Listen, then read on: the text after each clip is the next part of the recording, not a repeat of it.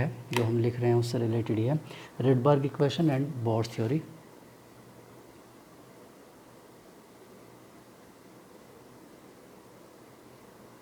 Rydberg equation and Bohr's theory.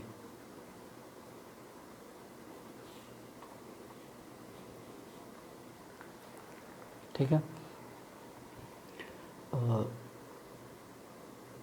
The energy associated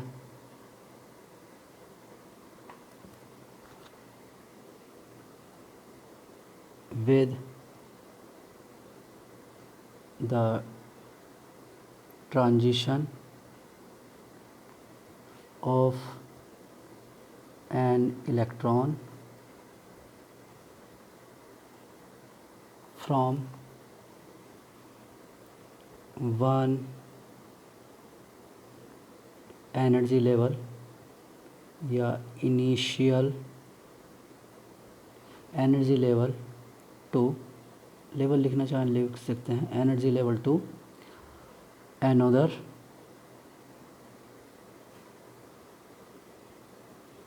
energy level, कौन सा होगा, final is. ठीक है, अब इसे हम कैसे रिप्रेजेंट कर सकते हैं, ठीक, delta E equal to E final minus E initial. Delta equal to क्या होगा, E final minus E initial. ठीक है, किसके अकॉर्डिंग है ये, according to Bohr's theory.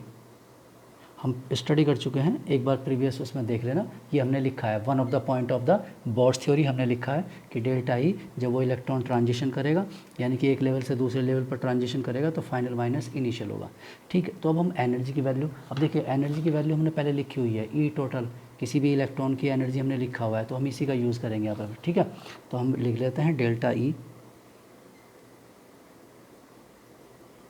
E equal to E final लिख देते हैं 2 pi square M Z square K square E raised power 4 upon N final square H square. ठीक है, और ये तो हुआ इसके लिए माइनस, अब इनिशियल के लिए लिख देते हैं माइनस, सेम इक्वेशन तो सेम ही रहेगी, 2 pi square M Z square K square E raised power 4 upon N initial square H square. ठीक है, तो फाइनल और इनिशियल लिख लिया है। ठीक, हम इसे बाद में n1 n2 भी लिख देंगे, उसमें कोई प्रॉब्लम नहीं है। ठीक है, चलिए, तो ये तो हो जाएगा क्या, पॉजिटिव, ये नेगेटिव पॉजिटिव हो जाए, तो इसे पहले लिख देता हूँ मैं, 2 pi square M Z square K square E raised power 4 upon N initial square H square, और ये माइनस ऐसे बाद में लिख देता हूँ।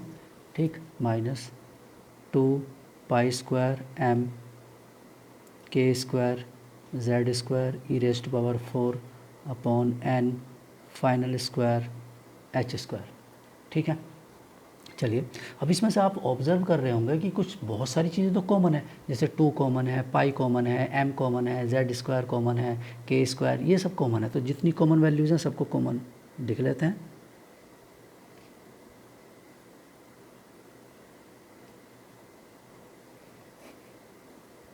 ये सब कॉमन वैल्यूज़ हैं। ठीक है, और इन कॉमन के आने के बाद क्या बचेगा, 1 अपॉन n1 आई स्क्वायर, मतलब initial, upon N final square. ठीक है, और यहाँ बाद में हम लिख लेंगे, अगले वाले स्टेप में लिख लेंगे, उसमें कोई प्रॉब्लम नहीं है।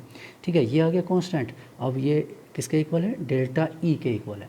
और एनर्जी किसके इक्वल होता है, energy H C by lambda. ठीक है, तो हम यहाँ लिख सकते हैं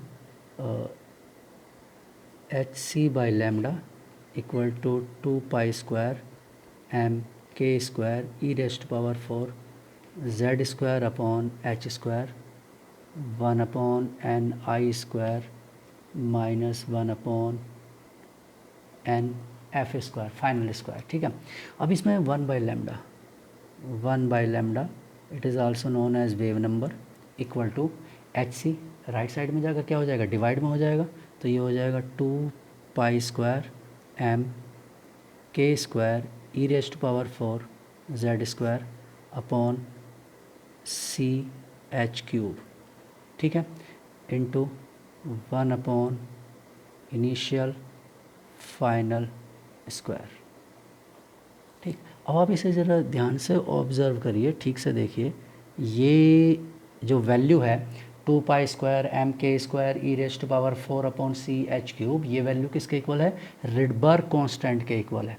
ठीक है, 1 अपॉन लैम्डा इक्वल टू, इस सारी टर्म के प्लेस पर हम क्या लिख सकते हैं, आर लिख सकते हैं, आर एच, और ये जेड स्क्वायर, और इसे लिख सकते हैं n1 square minus n2 square, n initial is equal to n1, n final is equal to n2 late.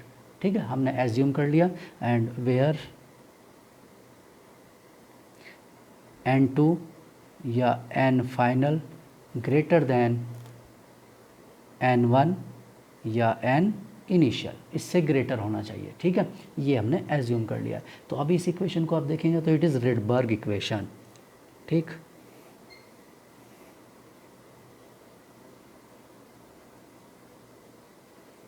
Rydberg's equation. ठीक है, और रिडबर्ग इक्वेशन में आर क्या है, आर की वैल्यू इसके इक्वल है, लेकिन क्या बताया था मैंने आपको, ये आर किसके इक्वल है, यहाँ पर R equal to Rydberg constant, R is Rydberg constant for hydrogen. ठीक, ये क्या बताया था आपको, रिडबर्ग्स, सॉरी यहाँ मैंने बी लिख दिया, रिडबर्ग्स कांस्टेंट। ठीक है, फॉर हाइड्रोजन, एच लिखा है तो हाइड्रोजन है ऑब्वियसली, तो ये किसके इक्वल है, ये है 2 square M K square E raise to power 4 upon C H cube. ठीक है, इसके इक्वल है, और अगर आप चाहें तो इसे के को रिप्लेस भी कर सकते हैं, आपको बताया था के इक्वल टू क्या होता है, 1/4 पाई एलेप्शन नॉट। ठीक है, ये इसके इक्वल है, तो आप के को इससे रिप्लेस भी कर सकते हैं, उस फॉर्म में भी आ सकता है। और ये तो बताया था हाइड्रोजन के लिए, क्योंकि एम को, और एम को आप किससे रिप्लेस कर सकते हैं, आपको बताया था फॉर अदर एटम्स, हाइड्रोजन के लिए M for hydrogen atom, for H atom. ठीक, क्या होता है, M is approx equal to mu, reduce mass के इक्वल होता है। ठीक है, और रिड्यूस मास क्या होता है वो मैंने आपको पहले बताया हुआ है। ठीक है, 1/μ, एक्चुअल में इसके एक्चुअल रिडबर्ग कांस्टेंट क्या होगा, आर एक्चुअल, यानी कि फॉर ऑल। ठीक है, किसकी वैल्यू, इसकी वैल्यू किसके इक्वल होगी, 2 स्क्वायर म्यू होता है यहाँ पर, और K square E raise to power 4 upon C H cube, ये होता है एक्चुअल। ठीक है, और यहाँ पर म्यू क्या है वो आपको बताया था, 1/μ इक्वल टू होता है 1 मास of electron plus 1 mass of nucleons, यानी प्रोटॉन प्लस न्यूट्रॉन, ये वैल्यू होती है। ठीक है, तो अगर कभी कोई और क्वेश्चन है जिसमें हाइड्रोजन नहीं इन्वॉल्व है, और वो कहता है कि इसमें, देखिए जनरली ये ऐसा इसलिए होता है, ठीक है, बिकॉज मैं लिख भी देता हूँ, पहले भी बताया हुआ है, because 1/m(e) much greater than 1/mn। ठीक है, इसलिए ऐसा है, इफ़ बोथ आर कंपेरेबल तो आपको दोनों को यूज़ करना होगा। ठीक है, you have to use mu if both are comparable, both are close values, used mu if 1/me approx equal to 1/mn। ठीक है, मास ऑफ इलेक्ट्रॉन, ठीक है, mass of electron mass of electron is comparable to the mass of nucleons. अगर वो comparable है तो आपको ये यूज़ करना होगा, लेफ़्ट साइड में लिखा है, और अगर वो ऐसा नहीं है, इसकी वैल्यू है, तो राइट साइड में जो लिखा है वो यूज़ करना है। तो जनरल केसेस में यही होता है, राइट साइड वाला यूज़ करते हैं, बट इन रेयर केस आप लेफ़्ट वाला। तो ये मैंने आपको बताया था कि ये जो डेरिवेशन है, ये डेरिवेशन आप बोर्ड्स थ्योरी के बेस, इसी से प्रूव होता है कि बोर्ड्स थ्योरी करेक्ट है। यानी कि आप ये समझिए कि ये बोर्ड्स थ्योरी के क्या है, मेरिट्स हैं। These are the merits of Bohr's theory. ये बोर्ड्स थ्योरी के मेरिट्स हैं कि हम उसमें से उससे रिलेट करके प्रीवियस चीज़ें जो पहले साइंटिस्ट ने बताई थी, रिडबर्ग वगैरह या दूसरे साइंटिस्ट ने बताई थी, उन सबको हम प्रूव कर सकते हैं। ठीक है, और हाइड्रोजन स्पेक्ट्रम को एक्सप्लेन कर सकते हैं।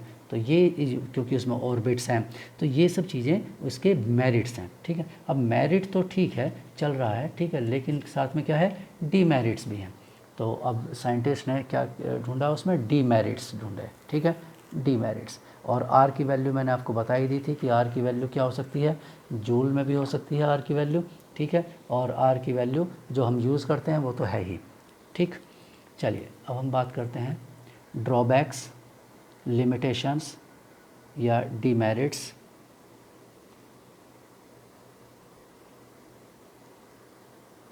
लिमिटेशंस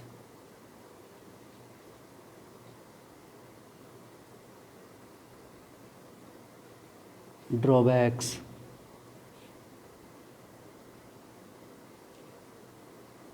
और D merits of Bohr's theory. ठीक है, उसमें क्या ड्रॉबैक्स हैं, क्या कुछ भी वर्ड लिखा हो सकता है। ठीक है, लिमिटेशन वर्ड तो ज़्यादा तो लिमिटेशन ही लिखा होता है, पर फिर भी ड्रॉबैक्स भी लिखा हो सकता है कुछ बुक में, ड्रॉबैक्स ऑफ। ठीक है, और या फिर डीमेरिट्स लिखा हो सकता है, क्या क्या थे उसमें। ठीक है, अब इसके कुछ डीमेरिट्स। ठीक, क्या डीमेरिट्स हैं, it does not explain the spectra of atoms having, ठीक है, मोर देन 1 इलेक्ट्रॉन। पहला डीमेरिट क्या है, it does not explain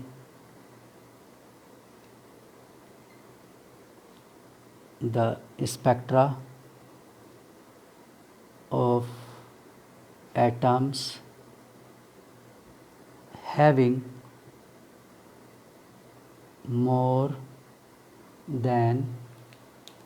more than 1 electron, 1 electron means it is valid only for uni electronic system.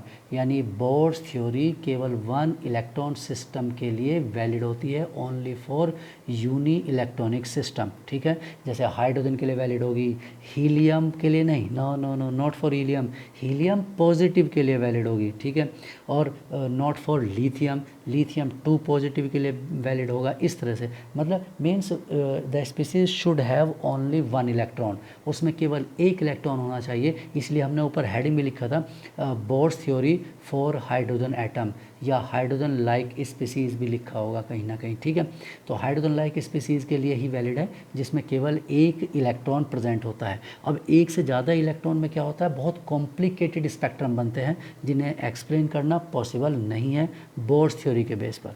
ठीक है, चलिए next second,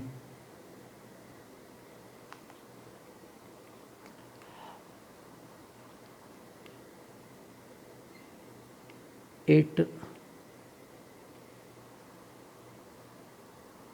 failed to account for the effect of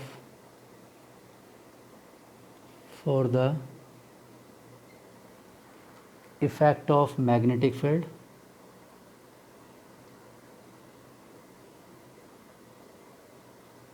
magnetic field के effect को ज़ीमैन effect कहा जाता है,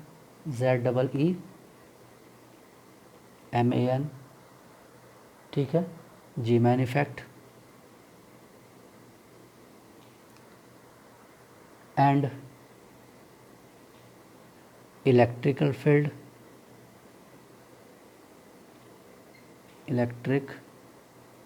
फील्ड इसे कहते हैं स्टार्क इफेक्ट। साइंटिस्ट का नाम है जीमैन। साइंटिस्ट ने क्या ऑब्जर्व किया, मैग्नेटिक फील्ड की प्रेजेंस में, और स्टार्क साइंटिस्ट ने क्या ऑब्जर्व किया, इलेक्ट्रिक फील्ड की प्रेजेंस में। ठीक है, तो ये it fails to account for the effect of magnetic field, Zeeman effect, और इलेक्ट्रिक फील्ड, स्टार्क इफेक्ट। ठीक है, on the spectra, on the spectrum या spectra of hydrogen atom, of H atom, और like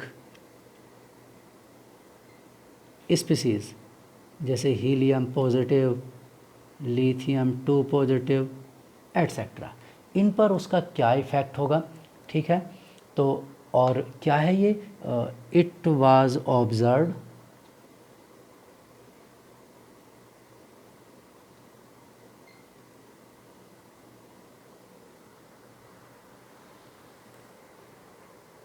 it was observed that when the source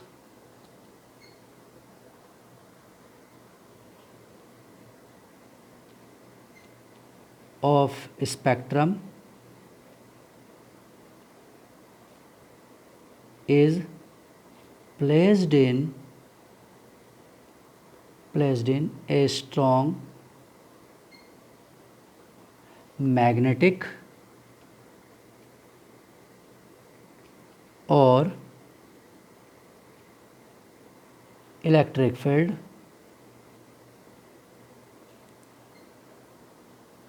each spectral line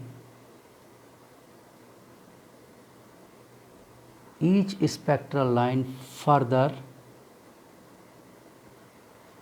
split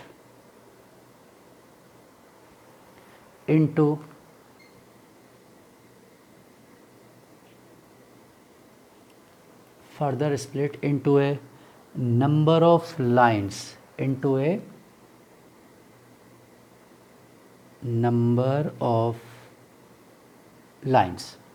ठीक है, number. और जैसे doublet बनता है इसमें, ठीक है, 2 पार्ट में डिवाइड हो जाएगा वो लाइट, ठीक है, रेडिएशन। मतलब अभी तक जो बोर्ड्स में आपने एक डायग्राम में एक लाइन देखी होंगी, जो हाइड्रोजन स्पेक्ट्रम में लाइन दिखती हैं, दिखाई थी ना, लाइमन सीरीज़ में, बाल्मर सीरीज़ में, पास्चन सीरीज़ में लाइन जो एक एक लाइन दिख रही थी। अगर उसी स्पेक्ट्रम के, जब हम हाइड्रोजन एटम के स्पेक्ट्रम को अब हमने क्या किया, उस पर अप्लाई करने से पहले किस पर, फोटोग्राफिक प्लेट पर, यानी प्रिज्म में पास करने से पहले, और किस पर, फोटोग्राफिक प्लेट पर ऑब्जर्व करने से पहले ही क्या अप्लाई कर दिया, उस पर स्ट्रॉन्ग मैग्नेटिक फील्ड अप्लाई कर दिया। ठीक है, या स्ट्रॉन्ग इलेक्ट्रिक फील्ड अप्लाई कर दिया, या प्रिज्म से पास करने के बाद भी कर सकते हैं, उसमें कोई दिक्कत नहीं है। तो उससे क्या हुआ कि वो लाइट 2 पार्ट में डिवाइड हो गई, मिनिमम 2 पार्ट। ठीक है, डबलेट कहा जाता है इसे। वैसे ये नंबर ऑफ लाइंस में 3 भी बन सकती हैं, 4 भी बन सकती हैं, लेकिन एटलीस्ट 2 में तो डिवाइड होना ही था उसे। ठीक है, मतलब वो हर बार 2 पार्ट में डिवाइड हो जाती थी, डुअल। ठीक है, डबलेट कहा जाता है उसे, डिवाइडेड, स्प्लिट इनटू डबलेट। ठीक है, तो वो ऐसा क्यों हो रहा था। ठीक है, जीमैन इफेक्ट ने उससे पूछा बोर्ड से कि भैया बताइए कि आपकी ये लाइन 2 पार्ट में क्यों डिवाइड हो रही है, 3 पार्ट में क्यों डिवाइड हो रही है, 4 पार्ट में क्यों, आपने तो उसे एक बोला है, एक लाइन है, तो ये 2-3 पार्ट या इस तरह से ज़्यादा पार्ट्स में डिवाइड क्यों हो रही है। ठीक है, 2 और मोर देन 2, और but it could not be explain by the boards theory. ये एक्सप्लेन नहीं कर सका बोर्ड्स से कि ऐसा क्यों हो रहा है। ठीक है, चलिए नेक्स्ट तीसरा, ये हम अभी आगे डिस्कस करेंगे। ये मल्टीपल इलेक्ट्रॉन्स का क्या है, या ये जीमैन इफेक्ट, स्टार्क इफेक्ट कैसे एक्सप्लेन होते हैं, क्यों होते हैं, ये वो सब आगे आएगा। अभी बोर्ड्स थ्योरी में इसके बारे में कोई डिटेल अवेलेबल नहीं है। ठीक है, क्योंकि ये उसका ड्रॉबैक है। Third, de Broglie suggested that D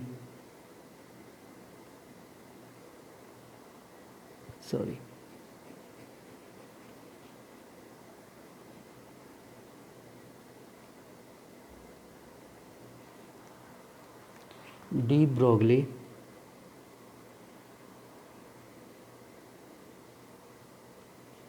suggested that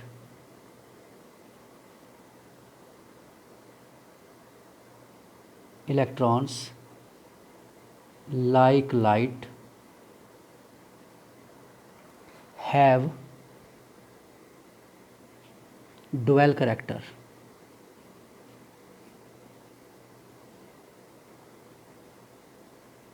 जैसा किस में होता है, लाइट के केस में होता है, हमने पढ़ा हुआ है लाइट के केस में लाइट क्या होती है, लाइट हैज़ डुअल करेक्टर। इसी तरह से डी ब्रोगली ने सजेस्ट किया कि इलेक्ट्रॉन में भी क्या है, डुअल करेक्टर है। इलेक्ट्रॉन मीन्स माइक्रोस्कोपिक पार्टिकल, छोटे पार्टिकल्स लाइक इलेक्ट्रॉन लाइक जो भी प्रोटॉन है या छोटे पार्टिकल हैं जो भी है, ठीक है। It has particle and wave character both, ठीक है। इट हैज़ डुअल का मतलब क्या है, it has both character, it has particle and wave character।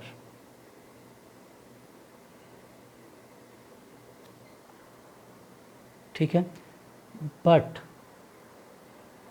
Bohr treated the electron only, but Bohr treated the electron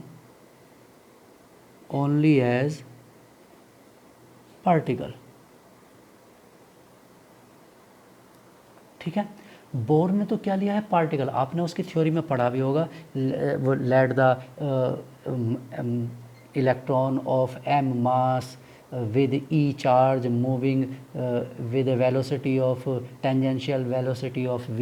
इस तरह से वो लैंग्वेज लिखी हुई है, यानी मास पार्टिकल लिया उसने M। अब अगर मास ले लिया है M तो इसका मतलब किस में होगा, पार्टिकल ही होगा, ठीक है, क्योंकि मास तो किस में होते हैं, पार्टिकल्स में होते हैं। वेव में, लाइट में तो मास है नहीं, ठीक है, तो इसमें पार्टिकल नेचर उसने कंसिडर किया। जबकि डी ब्रोगली कहता है कि इसमें दोनों करेक्टर हैं। तो बोर्स के पास, अच्छा, de Broglie proved that it has dual character. De Broglie ने प्रूव किया कि उसमें डुअल करेक्टर है, बट बोर्स ने उसे केवल पार्टिकल लिया है, तो वो उसे एक्सप्लेन नहीं कर सका कि ये उसका ऐसा करेक्टर क्यों है। ठीक है, next, fourth,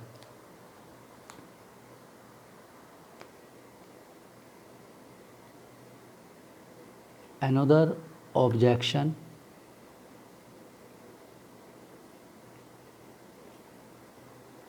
to the Bohr's theory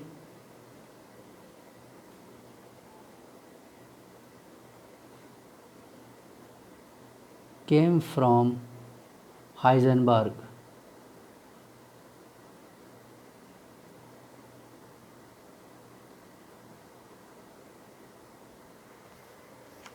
Heisenberg's, ठीक, uncertainty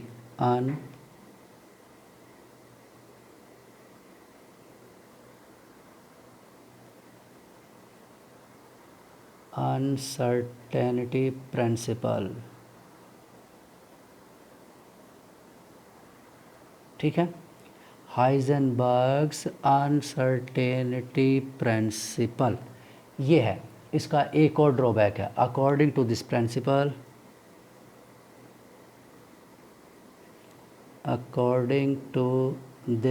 principal,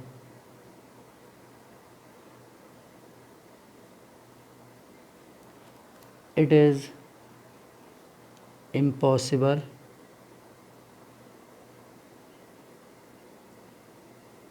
is impossible to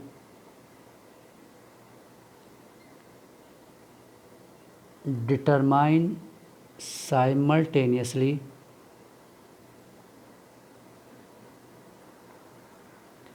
the exact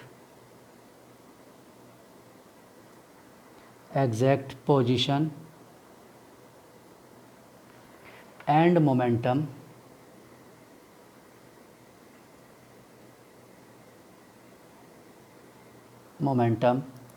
of a small moving particle like an electron. ठीक है, तो इसके अकॉर्डिंग क्या है, हाइजेनबर्ग ने क्या बोला, हाइजेनबर्ग साइंटिस्ट ने कहा कि आप it is impossible to determine the simultaneous, अलग अलग तो आप सॉल्व कर सकते हैं but at same time exact position and momentum of small means microscopic, अगर चाहें तो लिख सकते हैं आप माइक्रोस्कोपिक, यानी जिसका साइज़ क्या होता है, बहुत ही छोटा होता है। Moving particle like an electron, proton, neutron, इस टाइप के ऐसे किसी पार्टिकल की एग्जैक्ट पोजीशन और उसके एग्जैक्ट मोमेंटम को एक ही टाइम पर साइमल्टेनियसली सॉल्व करना पॉसिबल नहीं है। जबकि बोर ने कहा, पोस्टुलेट ऑफ बोर में आप लिखेंगे, उसने लिखा है electron revolves in A well defined orbits around the nucleus with well defined velocities. ठीक है, क्लियर। तो इस अकॉर्डिंग टू बोर मतलब हम वो लिख लेते हैं द पोस्टुलेट, कौन सा postulate,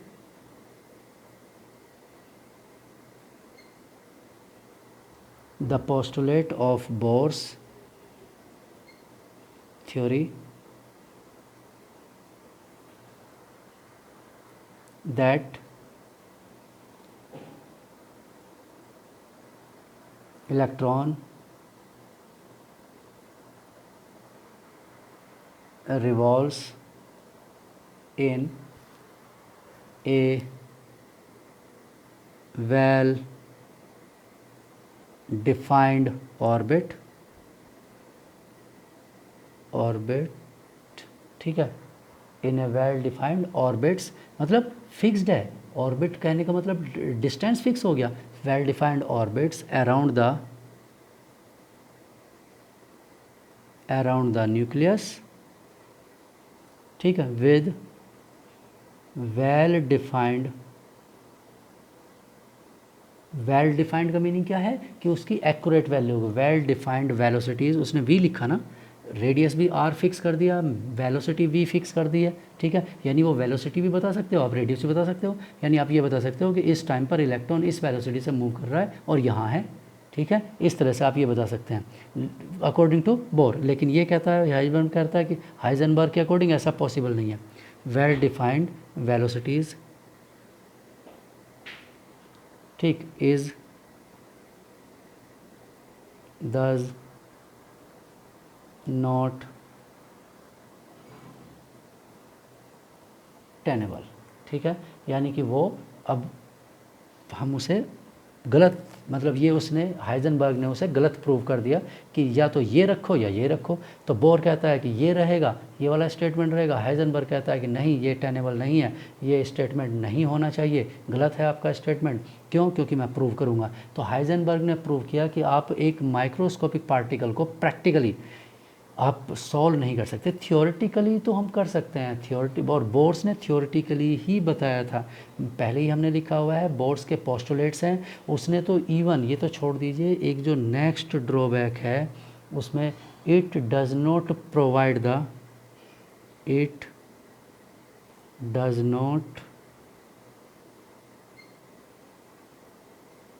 provide the mathematical support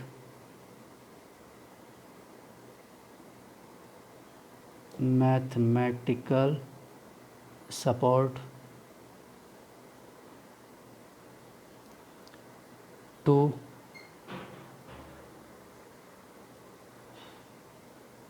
assumption of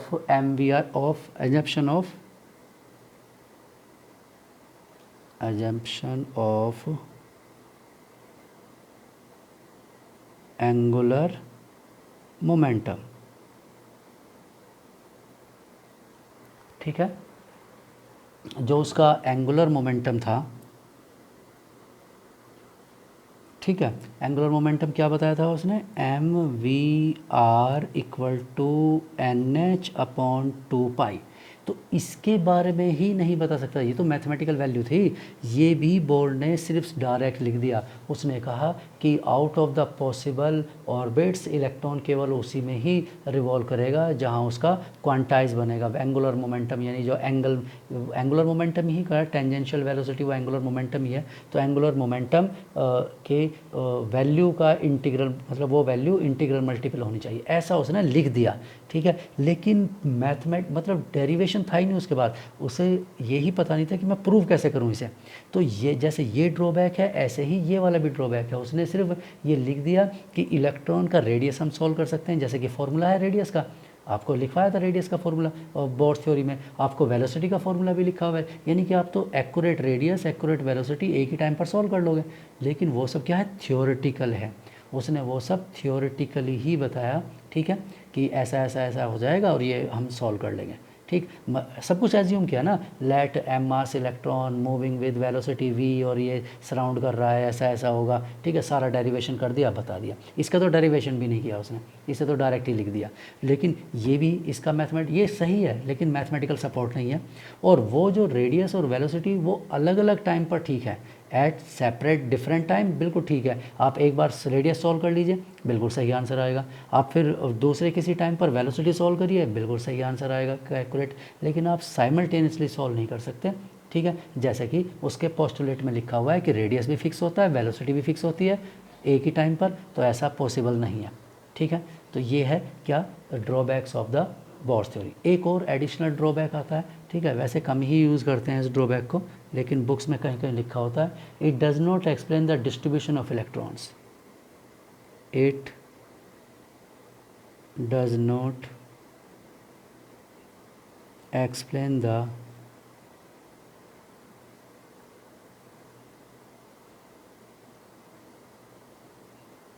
distribution of electrons in orbits.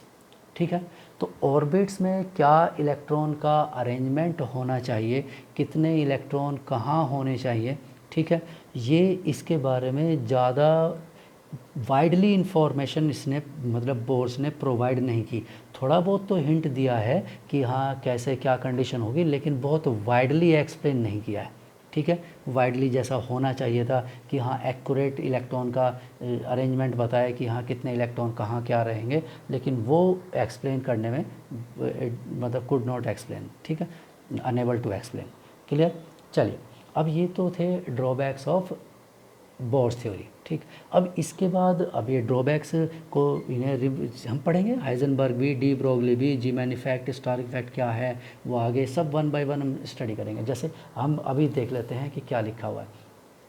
जैसे ये spectra of more than one electron के स्पेक्ट्रा को एक्सप्लेन करना अभी भी डिफ़िकल्ट है। ठीक है, यानी अभी तक कोई भी मॉडल ऐसा नहीं है which could explain the multiple electron system spectrum of multiple electron system कोई एक्सप्लेन करेगा, ऐसा कोई मॉडल अभी तक नहीं है। ठीक है, तो यानी कि ये तो ड्रॉबैक सभी का ही है। इसके बाद में Zeeman effect, Stark effect, these can be explained on the basis of quantum mechanical model. हम इसके बाद बोर्स की थ्योरी के बाद में एक सोमरफेल्ड का थोड़ा सा पढ़ना है हमें, ज़्यादा डिटेल नहीं, बस स्लाइटली एक दो वर्ड लिखने हैं उसमें। ठीक, एक दो स्टेटमेंट लिखने हैं, एक डायग्राम बनाना, बस ख़त्म। उससे ज़्यादा सोमरफेल्ड की रिक्वायरमेंट नहीं होगी हमें। ठीक, उसके बाद हम क्वांटम मैकेनिकल मॉडल पढ़ेंगे। क्वांटम मैकेनिकल मॉडल, तो क्वांटम मैकेनिकल मॉडल में ये आ जाएगा जी मैन इफेक्ट, स्टार इफेक्ट, कैसे क्यों वो लाइन स्प्लिट करती है, उसका एक्सप्लेनेशन वहाँ पर आएगा।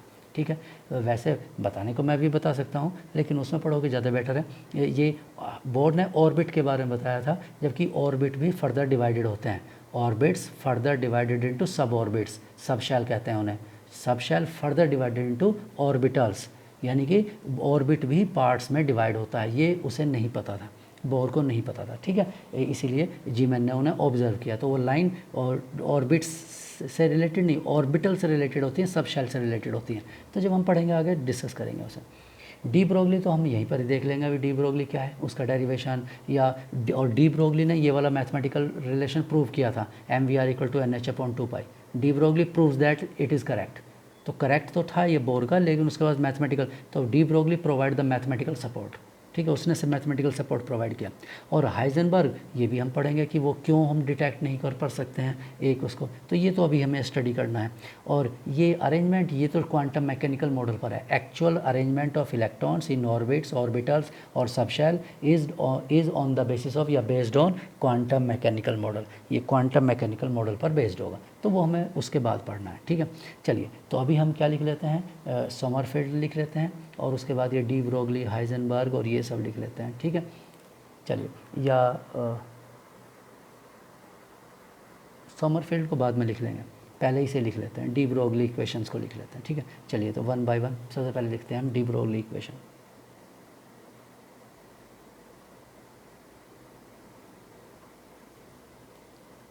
ठीक है, डी ब्रोगली